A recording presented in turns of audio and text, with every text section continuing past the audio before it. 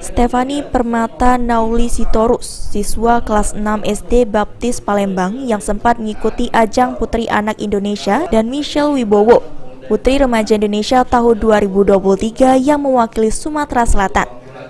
Melalui proses yang begitu banyak, Stefani dan Michelle akhirnya bersama-sama berhasil mendapatkan posisi runner-up kelima se-Indonesia. Stefani dan Michelle mengucapkan kesan-kesan mereka saat mengikuti ajang pemilihan Putri Anak Indonesia dan Putri Remaja Indonesia. Keduanya merasa bangga mewakili Sumatera Selatan dan mengenalkan budaya lokal. Tentu bangga ya bisa mewakilkan Sumsel, apalagi di kancah nasional. Dan tentunya kami ingin mengembangkan budaya-budaya di Indonesia serta mengenalkan ke remaja-remaja yang ada di luar sana tentunya. Tentunya kami juga ingin mempromosikan budaya-budaya yang ada di Sumatera Selatan ke seluruh Indonesia dan mungkin bisa menyebar ke luar negeri.